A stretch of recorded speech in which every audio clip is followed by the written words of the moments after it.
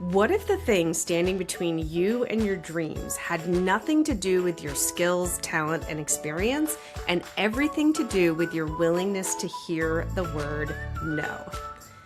Today we're interviewing with Alice Draper, who is talking to us about rejection. Danielle, how do you feel about being rejected? I mean, I generally don't like it, right? It's not something that I'm going out there, but I have gotten better at it over the years. I think there is something to it, like especially owning your own business, you get a lot of rejection. So you have to like build that muscle a little bit. But I think the thing that I really loved from this interview that we went through is really just having people around you to share the rejection with, because so many times we want to hide. We don't want to tell anybody that we were rejected, and that makes it harder. But if we can do that in community and have somebody to help that, like that can make a big difference. Yeah, I think that's interesting and probably very true. I mean, it rings true that with rejection comes shame. And we know that if you can name and talk about that, it helps it to lift a little bit easier. Enjoy our conversation with Alice. Alice, welcome to The Opposite of Small Talk. We are so excited to have you here. Thank you so much, Danielle and Christy. I'm so excited to be here with you. So we want to know just a little bit about you and how you've come to do the work that you do. Yes, so I grew up in South Africa. I had the dreams of being a writer, and I went to journalism school. And I set out to be a freelance journalist in my final year of journalism school. And I realized that you get rejected a lot. And in the beginning, it was incredibly disheartening because I would just not get a response. I would send one pitch, not get a response. And I thought this must be a sign that I can't write and I should stop. And then I stumbled across a community of writers who literally named themselves after rejection. Like it was like a Facebook group. It was all about rejection. And they set a rejection challenge, and they were circulating this article around, which was about how every writer should try get rejected 100 times in a year. So I went out and did my own rejection challenge, and it was probably the best thing I ever did for my career. I learned how to pitch, because getting rejected a lot teaches you a lot about what does work and doesn't work. I tracked all my rejections in a spreadsheet. I did exposure therapy. I realized that rejections weren't as bad as I thought they were. I started applying these rejections to other parts of my life, like dating and friendships, building that resilience and applying it to other parts of my life. And I built a career as a writer because like lots of wins came in and lots of acceptances. So I'm now a big fan of rejection and learning to normalize our relationship with rejection. I don't know that I've ever heard anyone say I'm a big fan of rejection before. Another thing I should add is I also run a PR company, which is podcast booking. So that whole rejection journey led to writing for journalism, working with clients. 2020, I started pitching podcasts for clients, and like 6 years later, we now have a team and we get people booked on podcasts. And we're on a mission to make visibility accessible. Sorry, I forgot about like what I do for a living. And I run a podcast called My Rejection Story. Well, that's amazing.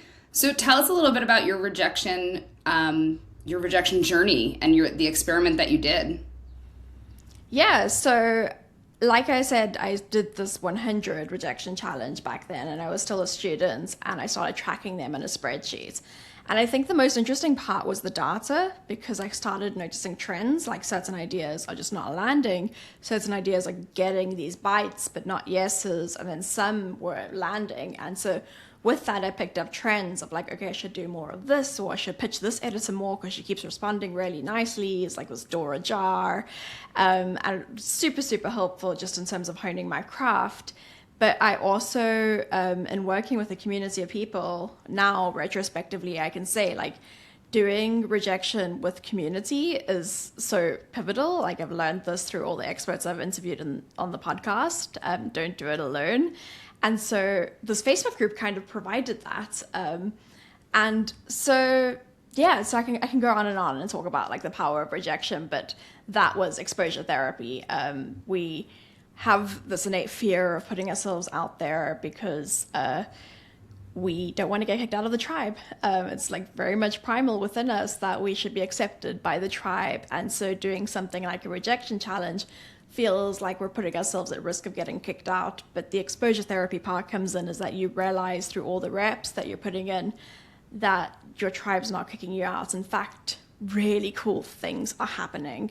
And that kind of alters the way our brains are wired a little bit. And pretty sure it did that for me. So I feel like there are some professions for which rejection is more normalized. So, journalism, and I think, I hear a lot in TV production and movie production, not just the initial not getting the project, but also getting notes, as you're doing your performance, there's just much more feedback. And then I feel like there are other jobs for which, like maybe in knowledge work, where like sometimes, obviously there's goals and you're hitting goals or you're not hitting goals, but there's a lot of knowledge jobs where you don't get as many at bats or like as clearer of a picture of rejection. And so then you don't have the experience to, to have that desensitization. I think describing it as exposure therapy is interesting to me. So I guess my question is, your initial challenge was very much a professional one. And, you had a very specific goal. Is your view, and then you applied it to other areas in your life, is your view that overall, like pursuing rejection in one realm then sort of helps you in the others? And if so, like what would a listener do? Like what would be a good starting point on rejection if someone wants to get started with getting rejected more? Yeah, so great question. I am of the view that it does transfer into other realms. And that's because it did for me. So like I found it easier to get rejected in my professional part of my life. I think because I had strong conviction about wanting to get into this career. But when it came to like the social side or dating or anything like that, I was incredibly rejection avoidant, and that meant not doing the bare minimum to meet new people because there was always the potential for rejection. And the professional side hard proofed me in a way where I was like, oh, like I'm totally fine. Like all these cool things are happening. I've also kind of expanded my identity on this one side, which gives me more confidence, resilience. So that I am of that belief. But to answer the second part of your question, which is where should people get started?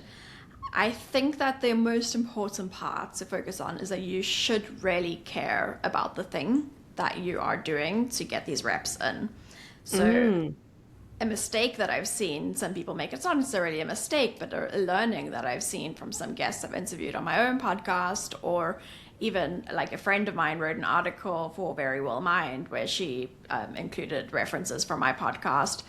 She set out to do a rejection challenge, is that when there's no purpose behind these reps, which could be because maybe you're doing it for a job you hate, you really don't like your job, or because you're just doing a challenge, it can feel like it doesn't really provide the benefits. I think in some ways you might realize you survive, but it's also like really painful, humiliating, and you don't really have the conviction to push through and keep doing it when you're not like, I really want that end result, which is that writing career or that acting career. One example is I had someone on the podcast called Haley Jacobson, who's a very successful fiction author, and she started her career in acting, and she left acting because of what she thought at the time was that she couldn't handle the rejection that career came with. And in becoming a fiction author and realizing that there was so much rejection she would need to face in order to get a book deal, she realized the actual problem was that she didn't care about acting enough to withstand the rejection, but she cared about writing enough, and she was prepared to withstand that rejection. That's so interesting. I feel like that, like what I'm hearing is like there has to be stakes involved. Like you can't just be like, oh, I'm going to ask for this thing. And like, if I don't get it, that we can count that as a rejection, but I don't really care. Like it doesn't Yeah. Well, feel the and I same. feel like when I've heard of rejection challenges, they'll say things like the next time you go to like a retail store, ask for a discount and see if you can get it, right? Just again, like a generic challenge to just be rejected more, and this is very different from that. And the other value to it that I heard you describe was being able to spot patterns, right? And then learn from that rejection. Yeah. Spotting patterns, doing it in community, doing something you care about. And I don't want to completely discount doing rejection challenge for the sake of it, because I think it does really help for some personalities. I think there is just the exposure, getting those reps. But I have seen with some people who are very, very rejection averse or very sensitive, that it can backfire in a way. Whereas the things that have really helped them build rejection resilience is within community, going after getting rejected a lot about something I really care about, because there's a purpose, there's a reason why you're getting rejected. You care about that end game. Yeah. Hey, have you run into a lot of people asking you about rejection sensitivity disorder? Is that something that you've been exposed to? And what are your perceptions of that? And maybe if you have like a general description, I don't think it's anything that's in like the DSM, but I've heard a lot of people describe it, so I don't know that much about it, but Yeah. what's your perspective? So rejection sensitivity disorder is not in the DSM like you mentioned. It was coined by someone called William Dodson, who's an ADHD researcher, and he coined it to be something that describes a symptom that seems to be very common amongst people with ADHD. So while it's not formally recognized, it is highly the word would be amongst the ADHD community, people really resonate with that description and having that label. I have ADHD myself, and I feel it. I mean, I think that I was much more rejection avoidant than many of my peers were growing up, and it took me a lot more work to put myself out there, especially socially. And the theories around why ADHD people in particular might have RSD, the jury is out. I don't think anyone really knows, but William Dodson estimated that children with ADHD experience or something like 10,000 more negative comments than other kids by the time they're 10. So it's all these like little things of like, why is your bedroom so messy, and why are you not like, why is your shirt not, why did you spill food on your shirt? And so there's all these kind of internalized things that you kind of pick up like, something's wrong with me. And because we're so wired as humans to be accepted, we want to do whatever we can to be accepted. So the solution is to just avoid situations that would expose me to rejection, which I definitely like relate to. I wouldn't do sports because I knew that I was not going to be good at sports. I wouldn't go to certain social situations because I might be outcast there. That's one theory. Another theory is just the way people with ADHD brains work, which is that like your prefrontal cortex can sometimes go offline. I can't speak too much to that. I don't think, like you said, it's not recognized in the DSM, so I don't think anyone really knows, but these are some of the theories around RSD. I wonder if there's a name for the opposite of RSD, because I've found that at least socially, well, I shouldn't say this. Here's what I'll say. I had a pretty significant social rejection. I'm not going to describe it in detail, but a couple years ago. And when I described it to a friend, she was like, "Oh my gosh, I can't even imagine. That like just makes me anxious thinking of that." And I kind of have this feeling of like, okay, well, I'm not for everyone, and if they don't want to be around me, then like that's okay. Like that's their thing. I want to ask this question to Danielle, because Danielle has a very large social network, like unbelievably large, and she's a very social person. So Danielle, from your perspective, when you think about rejection, like social rejection, what feelings do you have about it? And like, do you think it bothers you more or less than a professional rejection, maybe?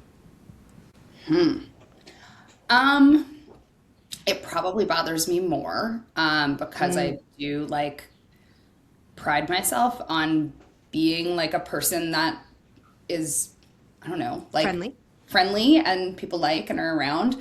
But I do also, I think, as I've aged and as I've like moved different places, having that thing of like, not everybody is for everybody. Because there's people that I meet that I'm like, oh, this is so great. And then I'm like, is it? Right. And so I'm sure people feel that way about me as well. And so I think just getting older and being in more situations where you have to put yourself out socially in order to create that community and that tribe, I think I've gotten a little bit better at that. But I'll be honest, like, I'm in a weird transition of my life right now, and I have found myself kind of like pulling back a little bit more. And instead of reaching out in a way that I might to be like, hey, do you want to go for a walk? Do you want to go grab dinner? I'm not putting myself out there as much. And I've been pushing that off on other people. Like I've been be like, give me a date and we'll figure it out, instead of me being the one driving that. And I don't know if that is around like a rejection of, these are people who I've known for a really long time, but actually haven't been in their world for a long time.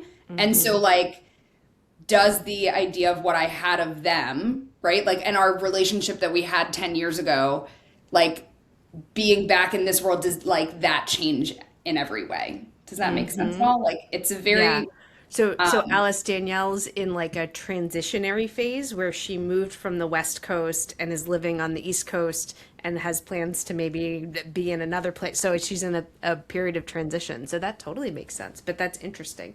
Alice, is there like I don't know, what the difference between professional rejection and social rejection? Any like, I don't know, thoughts about that? Yeah, so really interesting. Also, just Danielle, your story. Something that came to mind is people you've known before. I'm just going to touch on this before I answer your question, Christy. People you've known before. I find that rejection from people we know can always be more painful than rejection from either weak ties or strangers. Because that's like, this is my like existing tribe. They know me. They based me. If I potentially got a rejection from them, it was going to hurt that much more. So that's why it's so much harder for me to like ask maybe like a person I'm kind of friendly with to do something for my business than to go ask a stranger. So easy to like email a stranger because that's like part of the community, and am I threatening this communal aspect? But to answer your question, Christy, about professional and social, I was thinking about that as you brought it up, and I can't say that I have a formalized opinion here. My instinct is that social is a little bit more intimate. It is a little bit more like, this is, if we have to go back to like our hunter-gatherer days where we've got this community that we're dependent on for food, shelter, water, protection. My instinct is to think like social is closer to that than professional. Professional could be a little bit more removed because you might change a job, change a career, get a different client, whereas social can be a little bit more long-term. These are people that if I go through a really tough time, I would turn to them. If I was going through an illness or a divorce or something, these are the people I'm going to turn to for support. And so that's my instinct, is that social rejection could feel more painful because of those reasons. Professionals maybe like one layer removed, but I'm not 100% sure on that. And I wonder too, like, I feel like for me, a professional rejection is like a judgment on my intelligence in my brain, right? My capability and my intelligence. Whereas a social rejection is like, well, I just am who I am. So I like, that's just sort of maybe the way I think of it. So for me, I feel like professional hurts more because I don't know why. I don't know. I just feel like it does.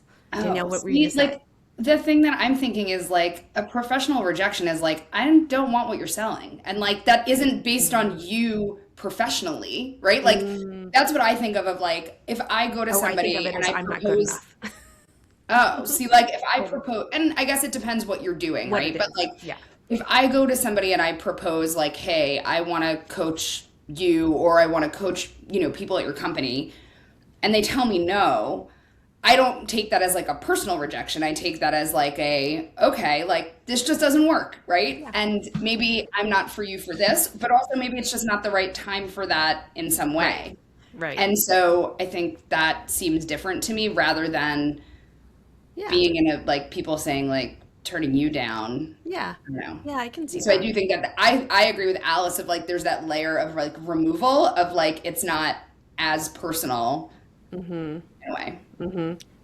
Something else I'm just thinking of is like the exposure level. So for me personally, and I don't know what the situation is for you, Danielle and Christy, but I have been exposed to so much rejection in my personal career because of like being in journalism. I'm now a business owner. Like clients are going to not move forward in a contract because they're facing budget issues or they're changing direction. There's like a lot of different reasons, but socially, it's not like my friends are telling me every other week that they don't want to be friends with me anymore. In fact, if a friend told me that, it would be very shocking and it would be very painful because I don't have exposure, thankfully, to that kind of rejection like I have been exposed to professional rejection. I'm curious if you guys... But social rejection is so much more subtle, right, than a professional rejection.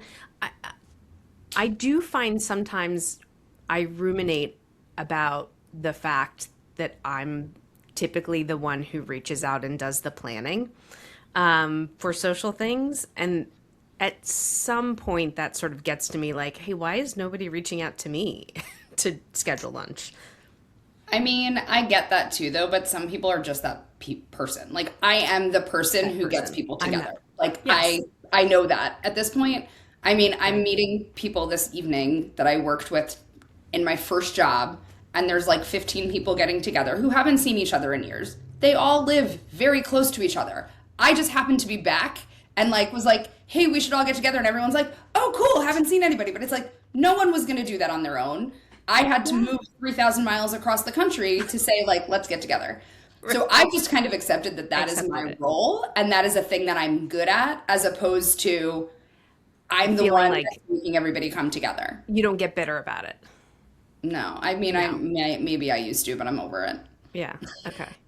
Can we, I don't want to like sleep on this idea of rejection communities, because I feel like that's unique and I don't actually know what that means. So Alice, say more about what it means to experience rejection in a community.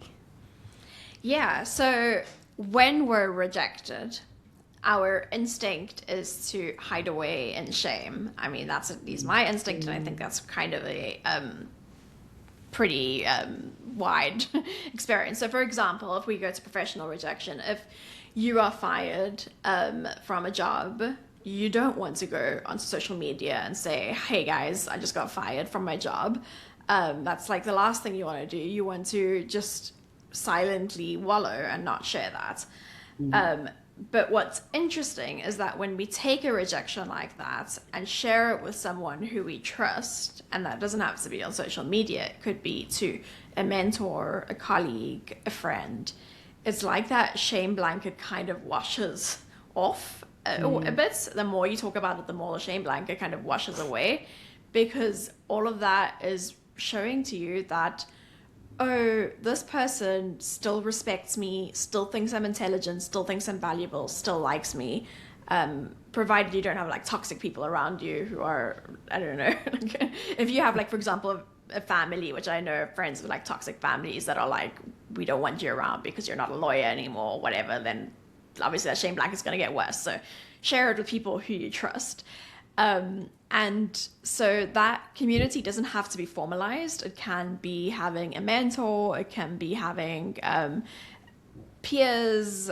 So one example is I run a business, and sales is a very hard function of a business to get going, seemingly more so for women because maybe we are more rejection sensitive. I'm not too sure, or it hasn't been normalized as much. And so doing something like that in a community is extremely helpful, where you realize that all these other business owners have sales functions and are like, you know, reaching out to prospective leads, are getting rejected.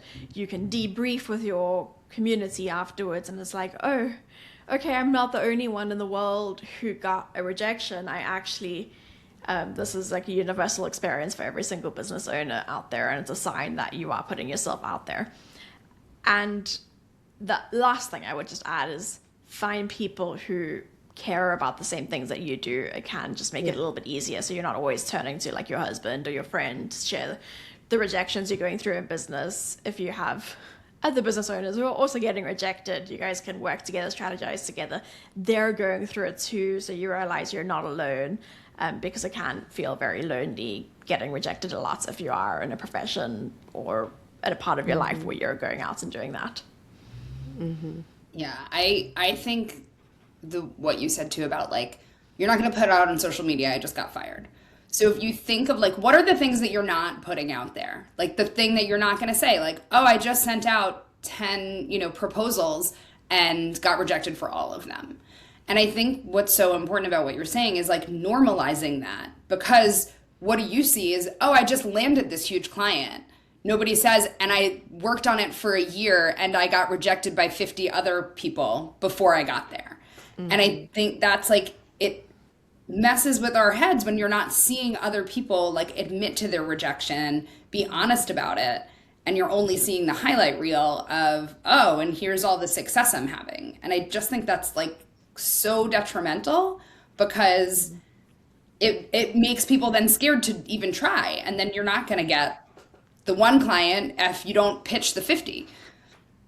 Yeah, you're not going to learn how to pitch better, or write better proposals and all of that. And so finding a safe community is quite key there, because obviously, like you said, no one wants to put that on social media. It can be detrimental to their brand. So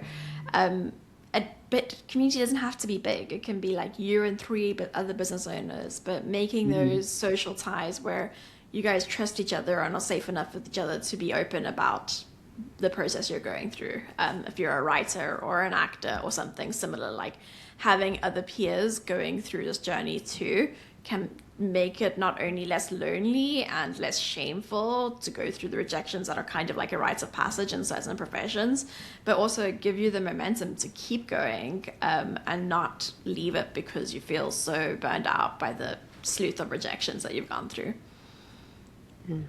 The thing that keeps coming up for me is we had Dia Bondi, who wrote a book called Ask Like an Auctioneer, on the podcast a couple times. And her whole thing is to get rejected, right? Like when you're proposing something, you want to ask for way more than you think you're going to get, because getting a no means like you asked for more than they're willing to give, right? But if you get a yes right away, it's like, ooh, what did I leave on the table? And so I've been trying to incorporate that into the proposals that I put out there and the things that I do, of like, okay, I want the no, but I don't really want the no, I want the yes. But like trying to say, but then when I do get the yes, I'm like, ooh, did I ask for enough, right? Like what did I maybe leave on the table? So I feel like putting that part into practice has been getting me a little bit better at rejection, or not that a no is a stopping point. Like a no is a starting point to say like, okay, so how can we work together then? If this number doesn't work, where can we get to? And so I feel like that is a place too that like people need to think of, like a no doesn't mean stop necessarily. Yeah. Yeah. A conversation is open. If someone is writing back to you and saying like, sorry, this is a little bit out of my budget, so I'm like, well, there's a door open, and like maybe we can find a different project that is more in line with your budget. We can have a conversation. So yes, absolutely. And I think on that point, I think there was also something that my business coach has said, which is like, you should be getting rejected a certain number of times to know that your pricing is competitive enough. If you are getting a 100% yes rate at every sales call, you are probably underpricing yourself. Right. And the thing that I always keep, and this is just Dia's thing, is she talks about your ZOFO, which is your zone of freaking out. And so that you should be sending out proposals that are in your zone of freaking out, so that like, like that's testing your pricing in a way too, right? So you're uncomfortable with this price, but if they don't accept it, you still have so much room, and you probably are going to end up more than what you would have priced it at had you just gone with like, okay, so I'm going to charge $10,000, but I'm going to ask for 15, and then maybe you get to 12, right? Like after that negotiation. So it's still above what if you would have thrown it out of 10, you would have gotten a yes right away. But maybe you get to 12 if you put out a 15, you know? Yeah, and that money can make such a big difference. I mean, like filters, it's like, oh, thank goodness we started at a higher number, so we negotiate it down to something that is much higher than what I initially would have thrown out there. So if you're getting no's after no, after no, after no, what separates the people who keep going versus the people who quit? Yeah, good question. I think that I actually can't answer that because I don't know really. Like, I know what makes it easier to endure, but I do think that some people have intrinsically a little more grit than others. So like, I know from like going to journal schools that many people didn't put themselves out there the way I did. And I don't know why that is. Like, I don't know if they didn't want it badly enough, or if they went through something in childhood that made them not do this, or they doubted themselves in some ways. So I don't know. But I think what I would like to speak to in terms of what you just touched on about getting no after no after no is that I think that that should be treated as a data point. If, for example, that spreadsheet I'm tracking, it's just no, no, no, no, no, well, silence. If it's no, no, no, no, then there must be something worthy that they wrote back to me to tell me no. But if it's just silence, then it's like, okay, I should take a look at this and see what's not working. Are my emails not landing? Is that why that no one's responding? Are my pitches just so off the mark? Maybe I can find a more experienced journalist to take a look at my pitches and give me some feedback. But definitely like take that as a data point.